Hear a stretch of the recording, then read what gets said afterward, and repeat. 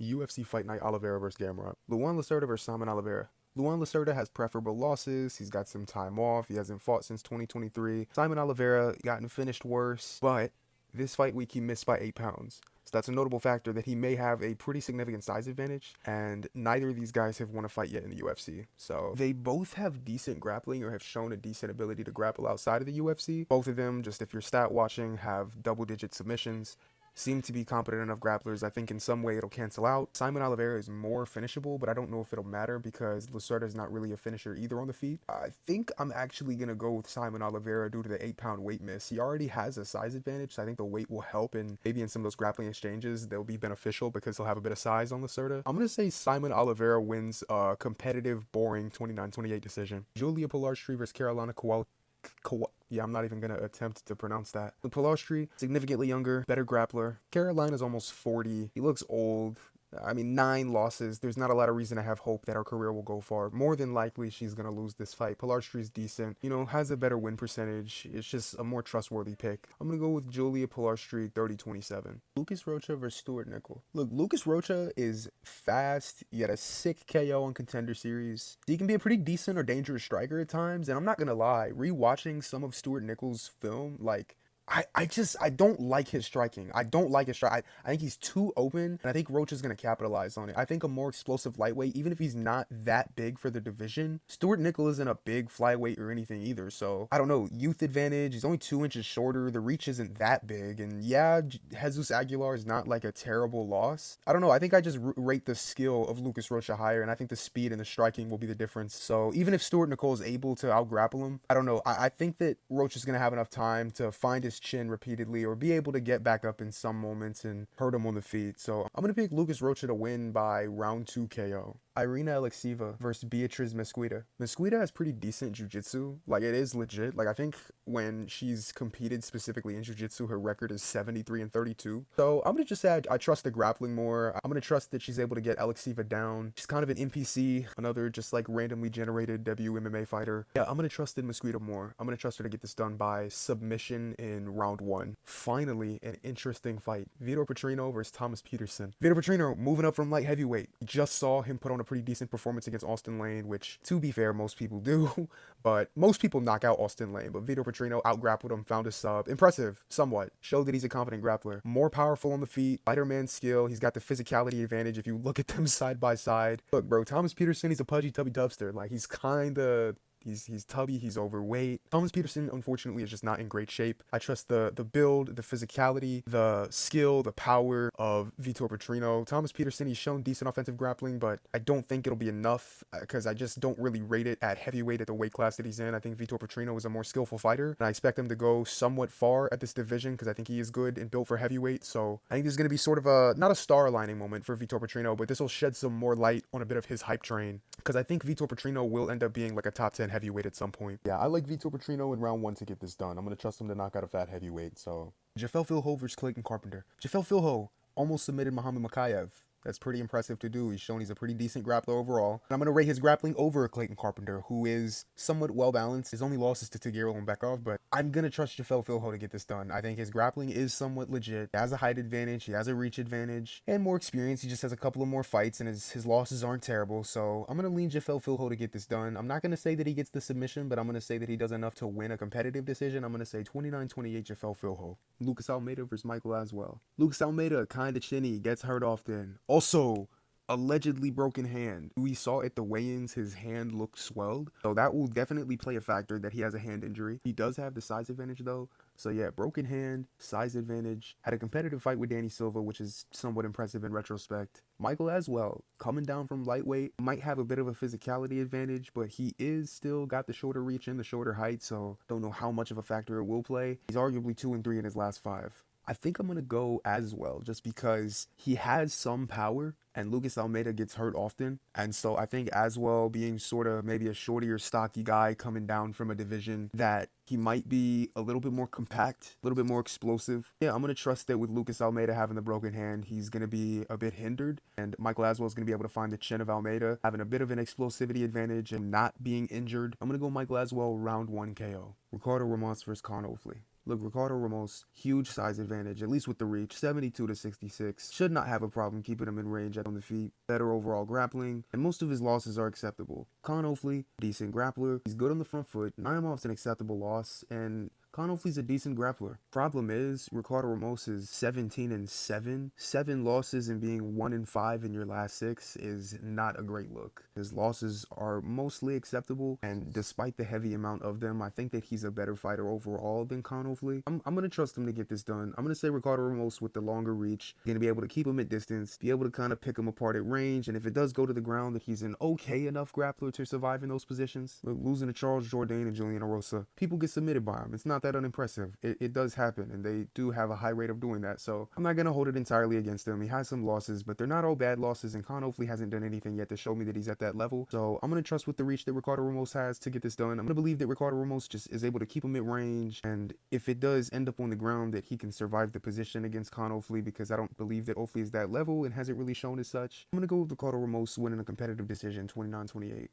Jonathan Denise versus Mario Pinto. Look, if Austin Lane is able to get you down, I think Mario Pinto can, but he wants to. He's more athletic. He's better on the eye test. Yes, he isn't as highly as a touted striker because Denise is coming from glory. Kinda has decent takedown defense in moments, and I think I'm going to trust Mario Pinto to get this done just off being a better, skillful heavyweight. I just rate him higher as a prospect. I think his ceiling is being like a top 10 to 7 range guy. So I'm going to go with Mario Pinto by TKO in round 1 again. This is going to be a sick card. I think there's going to be a lot of finishes. But yeah, I'm going to go Mario Pinto round 1 TKO. I think it'll be a classic heavyweight finish where we're going to see sort of a bit of a brawl, and then Mario Pinto's going to land a hook in an exchange and put him flat. With Denise, I wasn't really impressed over his performance versus Lane. I mean, he got taken down, and then even on the feet looked pretty sloppy, and even the KO wasn't that impressive because despite it being, you know, it was a precise finish. Like, he landed the left hook really flush, and he did end up putting him out, but Lane kind of had his hands down and walked right into it. Like, it wasn't that impressive, and I don't think his striking looked good enough for me to be able to trust him to outstrike Mario Pinto. So I'm gonna say that the explosiveness or the physicality of Mario Pinto is being a bigger, more athletic heavyweight, you know, undefeated. I feel like his ceiling is higher. Also, I like the head work of Mario Pinto. We saw in the finishing sequence versus Lane him duck under the shots and then put him out with the hook. Like, that was clean. That was clean. That's what a clean finish looks like. I don't know. I like Mario Pinto as a prospect. I'm kind of riding high on him this fight card. I think he's going to be one of the shining performances from it, so I'm looking forward to seeing what he does. Vicente Luque versus Joel Alvarez. Vicente Luque knows that Joel Alvarez's weakness is his grappling. I think he knows that he's going to need to shoot at some point, and Joel Alvarez is going to be ready for that. He's going to be ready for the takedowns. He's going to be ready for when it gets in close and gritty. He's got better knees, better elbows, he's got better clinch work, good submissions, and he's arguably like a top 20 prospect in the sport. So I'm going to go with the hype train in Joel Alvarez. I trust in him. Big fan. Really excited to see how he performs today. I think he's going to finish Luque. I think he's going to do him badly. I think we're going to see Luque shoot a takedown that Joel Alvarez is going to be ready for. He's going to stuff the takedown. They're going to end up in a clinch situation. Joel Alvarez is going to split him open with an elbow over the top of the head. I think as he's hurt from the elbows, we start to see him like cover up and back up. And then we see Joel Alvarez kind of walk him down. Jab 2, and then follows up with a head kick. I think it'll hurt him. He'll stumble, and then Yoel will follow up with a couple of shots, and it'll be a TKO where Luque wasn't fully out, and maybe there's a argument that it was an early stoppage, and you know, it's kind of the last glimpse of Luque being like the tough warrior, gritty guy that he is. I don't think he'll go out. I think he'll get TKO'd, but give me Yoel Alvarez late round 1 TKO.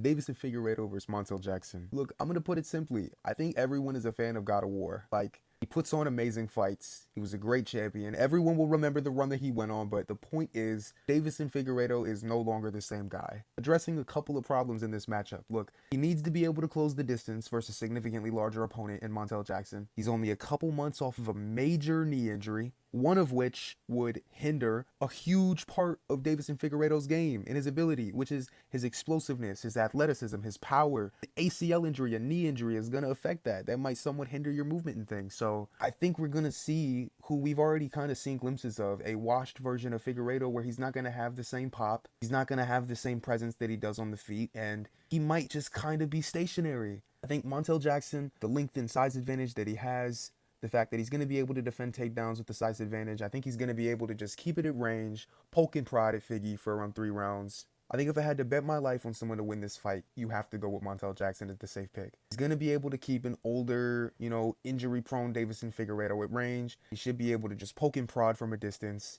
He's powerful himself. You know, you can dish back the power that Figueiredo has. think he's going to be able to get oohs and ahs from the crowd, same as Figueiredo, in that he's just going to outvolume him on the feet. I think we're going to see an impressive performance from Montel Jackson. Some people might call it boring, but I think in some way it's going to be referred to as a masterclass, where we're just going to get Montel Jackson outpointing him over 3 rounds to a clear decision on the feet, where he just outvolumes him. Give me Montel Jackson 30-27. The main event, Charles Oliveira versus Mateusz Gamrot. Lot to say about this fight. Charles Oliveira, recently flatline KO'd. He was just coaching on Dana White Contender Series. High guard. He's going to have his hips open to be taken down. We've seen other guys take him down before. He has a history of losing to dominant grapplers, whether that's Islam Makhachev, Arman Tsarukyan. Another notable factor is that he's switching camps. It's going to be a stylistic switch up. He was training for a striker, and now he's training for the best wrestler in the division, arguably. Gamrot, I like the situation that he's in for this fight. He has a history of performing really well on short notice. Charles Oliveira has struggled against dominant grapplers before. But I also think that even though Gamrot has had a susceptibility to getting caught in guillotines and Charles Oliveira has a good guillotine, I trust that Gamrot is on that level, or a good enough defensive grappler, to be able to get out of those positions. Like, I trust the wrestling, I trust the anti-grappling. I don't think he's going to get submitted. And also, when's the last time we've seen Charles Oliveira win by submission? When's the last time we saw him win by finish? I just checked. Charles Oliveira has not had a submission win since 2022, since Justin Gaethje. And at some point, Oliveira's downfall is going to have to begin. And I think this is it. I think this is the passing of the torch moment that some of the YouTubers have been mentioning. I think this is it. I think this is the passing of the torch. I think Gamrot is good enough skillfully to be a top 5 fighter in this division. We've seen it. I mean, he had a competitive fight versus Arman, who beat Oliveira. And my point is that we've heard the horror stories. We've heard him fucking up Dustin Poirier in the gym. And if you think it's a robbery or not, it doesn't matter. He has a win over Arman Tsarukyan. So we know that he can give top 5 fighters a run for their money. We know he's that level. So I rate a lot of the performances that Gamrot has had thus far. I think Gamrot is going to win the first round. I think Oliveira is going to come back and make it competitive in rounds 2 and 3 or the mid rounds. But that we're going to see Gamrot take over with the grappling. And I think he's going to win a competitive decision. No one else had the balls to do it. Bedtime, Guru, Joey, Tracy, all of them picked Oliveira. But I'm going to go with Mateusz Gamrot. I'm going to trust Gamrot to get this done 48-47 in a competitive decision.